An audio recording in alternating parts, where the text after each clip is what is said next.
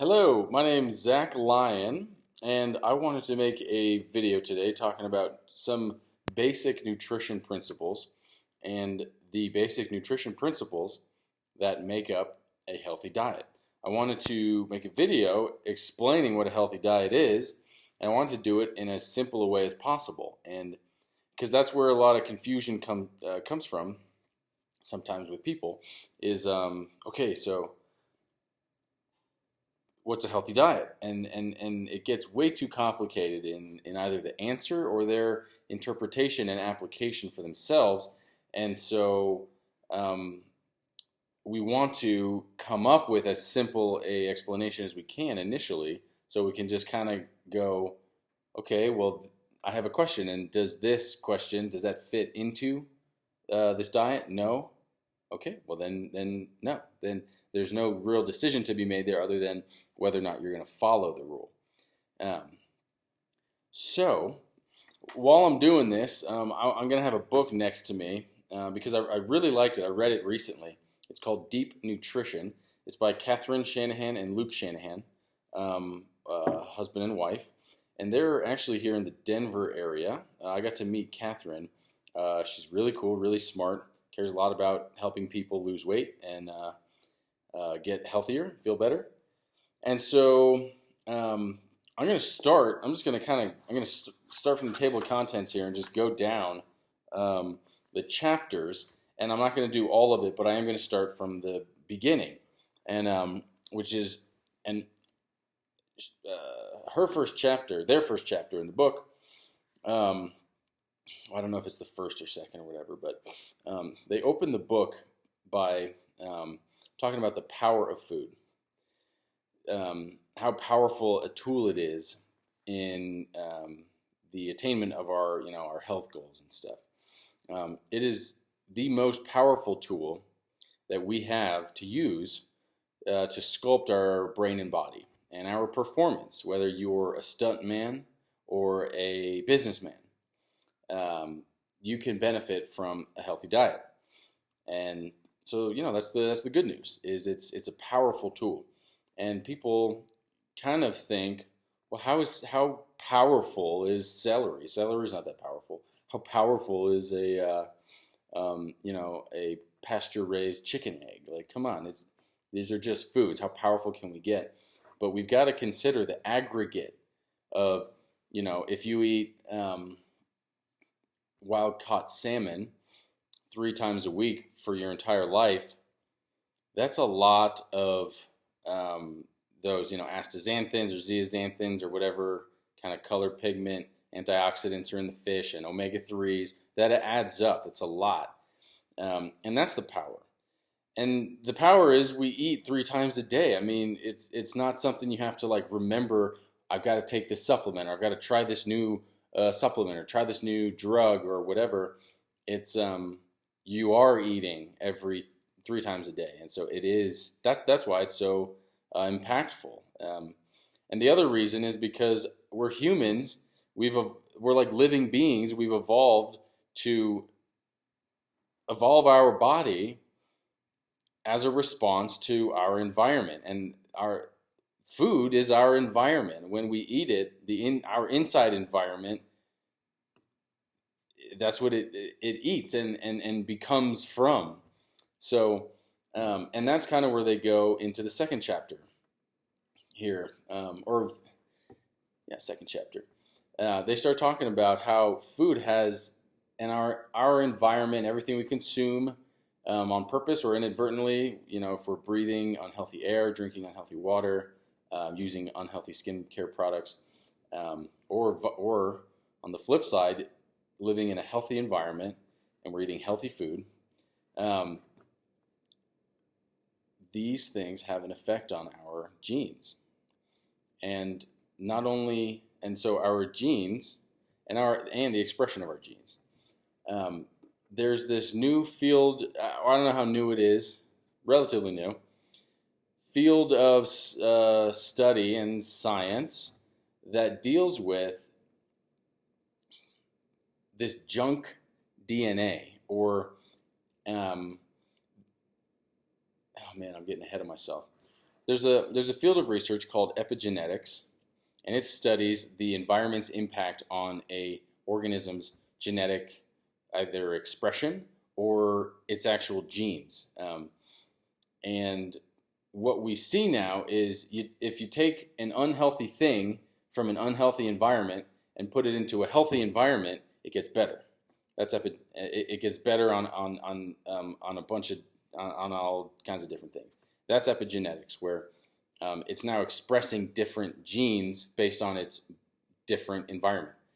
And what you want to do is eat healthy foods to turn on all your healthy genes and turn off all your unhealthy genes. There are genes that are, and I'm no expert, and so I don't, don't listen to me. Read this person's these guys' book and a bunch of other great ones about how healthy food delivers a healthy body. You are what you eat, hardware-wise, and now we're seeing you are what you eat, software-wise. If you eat, and software meaning our genes. And then in the beginning, again, in the second chapter here, they're talking about our ability to pass on bad genetic expression to our children.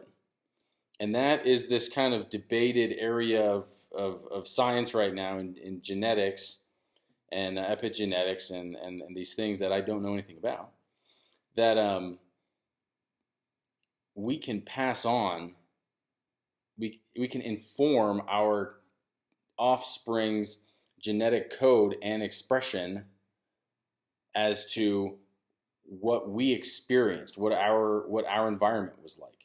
And so that's bad news for you if you're in an unhealthy environment, and it's bad news for your kid.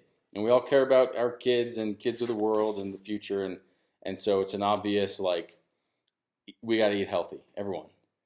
So now, that's this introduction. That's this. Why should you care so much about a healthy diet? Okay, that's this beginning part. Now I'm going to answer the question that I said I was going to answer at the beginning, or what I said this whole video was about, which was, and by the way, I'm wearing my KC hat, but the Broncos won the Super Bowl last night,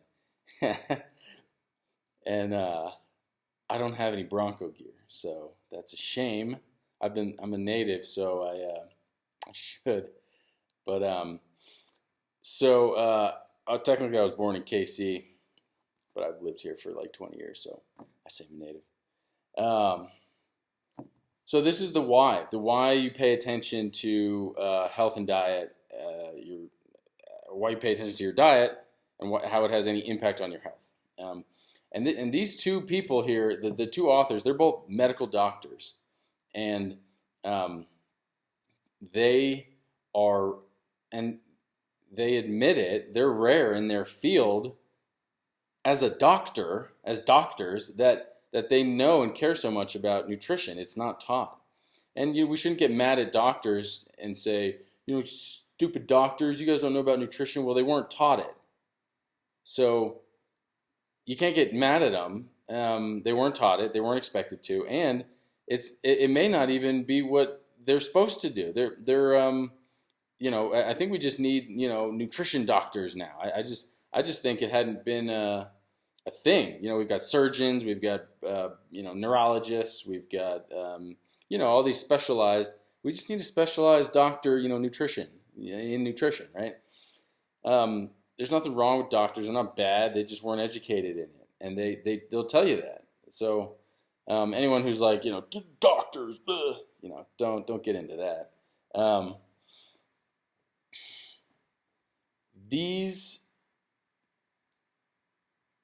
Okay, so what's a healthy diet?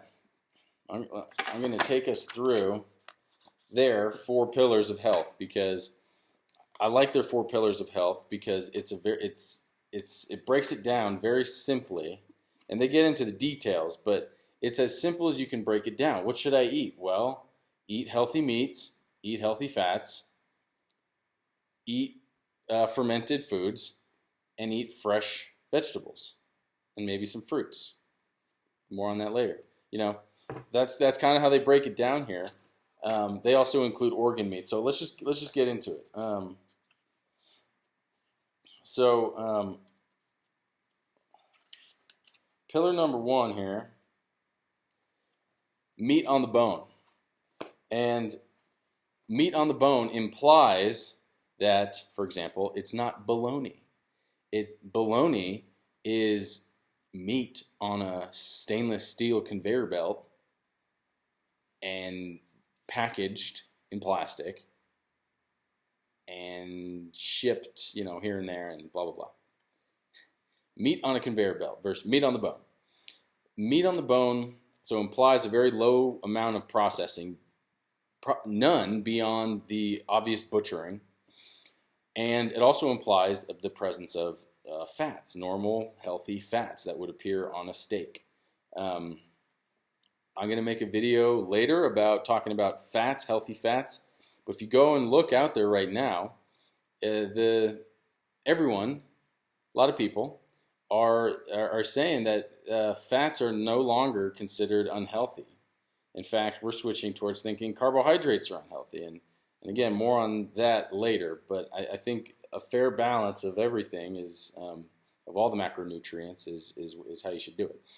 So meat on the bone, low amount of processing, and then also grass-fed or pasture-raised. That's a prerequisite to any animal meat you're eating. It cannot be factory farmed. It cannot be fed antibiotics in its feed, every day. It has to be wild roaming, ability to eat, diverse, grasses, or if it's a fish, wild caught. So wild caught salmon is swimming in the ocean, or like downstream into the ocean, then back upstream, and eating a bunch of diverse things on the way and getting a good workout. Whereas farm-raised salmon swims in little pens in circles around each other, shitting on each other, and eating feed that has artificial dyes in it to dye their pigment, to dye their flesh darker because it's so pale because of its lack of actual nutrition content and diversity of its diet, and it's getting no exercise. It's not. It's an unhealthy. So this. I said I was going to make it simple, but if you're following me, we're still just on meat on the bone. Healthy meats on the bone, and that includes the fats. Meat on the bone, not protein on the bone. Meat and fat on the bone. Pillar number 2 that they talk about here is organ meats. Now, I'm not going to talk a ton about it because I sadly haven't implemented these organ meats into my meals like I should. My favorite way that I've heard of doing it that I'm going to try is just chopping up grass-fed beef liver real fine, and then just taking it like spoonfuls, like a spoonful of like medicine or a supplement or something. Or people can cook with it. You can put it in your burger, put a little in your burger, liver and onions and all this stuff. But it's not something I've gotten used to, and so I don't quite want to cook with it as much. So I would do the supplement version, and there's another supplement version where you can actually buy the pills of kind of shredded beef liver, and they're called desiccated beef liver tablets. Which again, that's getting into the processing, but it's better than nothing. But really, you should be eating a lot of organ meats. I'm just telling you, I don't, and so I can't preach it, but I should be. I should be eating a lot more of it, and we all should be, because you're getting a much more diverse. It's just a more diverse food. If you're eating like we Americans eat, the muscle of the animal, and that's all we eat. That's it. Burgers, steaks. That's it. That's all we ever eat. We're not eating any of the other cells. We're not eating the brain. We're not eating the heart. We're not eating the lungs and the liver. And there are good things that are in there that don't appear in muscle. And there's just nutrients that we're just not getting. And so that's why they've put here in their book, one of the pillars, organ meats. It's its own pillar. It's its own pillar. And I agree with him. So pillar number 3 here is fermented foods. If you know anything about nutrition, you've heard of Weston A. Price, and I don't know a ton about him, but the story goes he traveled the world looking for the kind of the healthiest tribal societies or non-industrialized cultures, and he went to find all of them, and the healthiest ones all had this one thing in common. They may have had a few, but one of the things they had in common was that they all ate fermented foods. And so that goes, fermented cabbage, fermented fish, fermented this, fermented that. Again, I like sauerkraut, and a good cultured butter is really good. Or like a kombucha, but kombucha is good. But my favorite is fermented cod liver oil, because again, it's a supplement. You can just take it and be done with it. You don't have to eat it. Fermented cod liver oil, and the old saying goes by Weston A. Price is that you should combine it with grass-fed butter. There is a synergy, so a kind of 1 + 1 = 3 scenario when you eat grass-fed butter and fermented cod liver oil. Weston A. Price is the guy who discovered vitamin K. When he called it Activator X. So fermented foods, okay? Boom. Pillar number 4, fresh. Fresh. It just says fresh. There are benefits to eating things raw. So this goes for vegetables. Cooked vegetables are great. You should eat plenty of them, but fresh ones are different. And if you're eating only cooked vegetables, if you're eating only cooked vegetables, there are vitamins and antioxidants and enzymes that you will destroy and you will never get to eat. So you should eat fresh and cooked versions of everything. And fresh vegetables, right? We discovered as a nation that fresh vegetables are not the same thing as canned vegetables, right? Ask your parents or even us, our generation, had canned, beans and whatever, and we had it at school, and canned green beans, and it was like mush.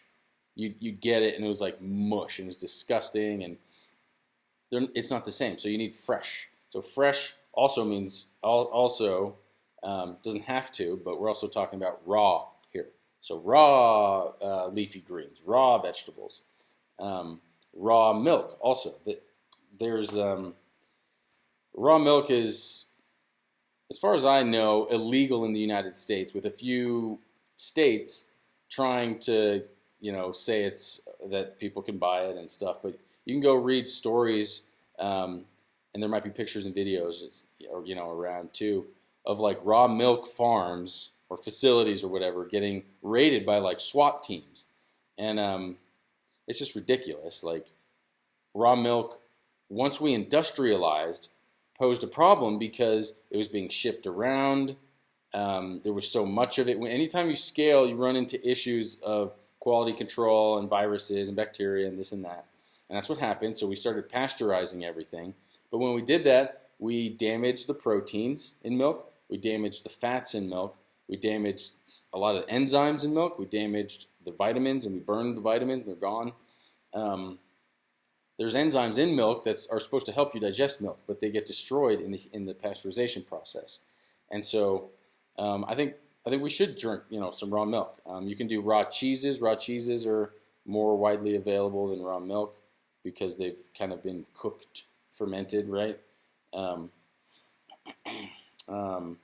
cheeses actually should be in here somewhere because cheeses are good. So what else? What else fresh? That's kind of it, really.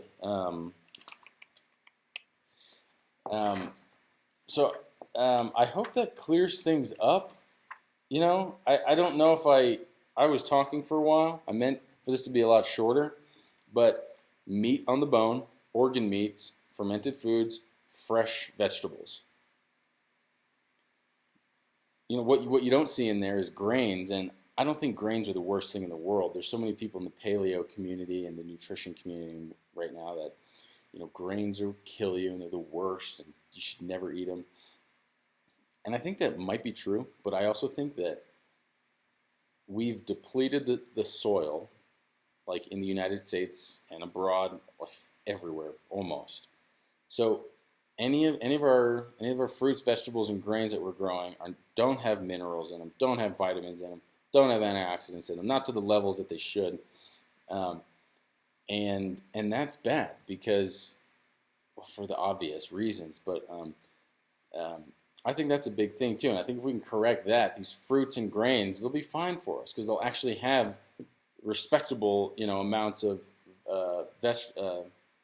vitamins, minerals, and antioxidants and whatnot.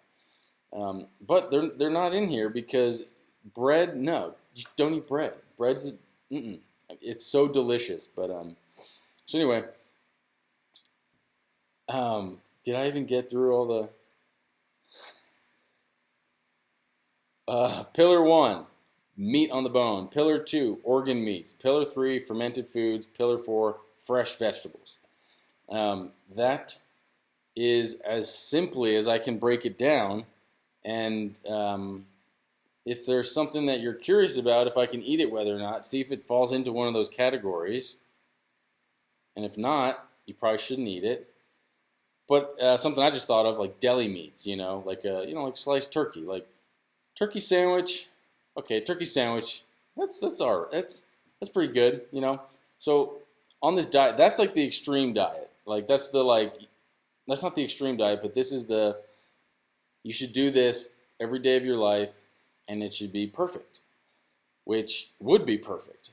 But we're humans, and so we screw things up sometimes, and so it's just easier to go get a turkey sandwich than it is to like make liver and onions at home and enjoy it. So be forgiving with yourself. Take it a little bit at a time, and the point is to get as much of these foods in you as you can. There's a lot in this book about what not to eat too. It doesn't get into specifics. It gets into the specifics of doesn't get into the specifics of like the foods. It gets into the specifics of like, here's what a damaged fat molecule does to your arteries, and that's what I really like reading about. And so I'm going to make another video just talking about fats later. But I hope this video helped. Stay tuned. I'm going to be trying to come out with a bunch of these, and hopefully over the course of all of these, we'll cover everything. And but anyway, thanks for watching, and go Broncos. And we'll see you next time.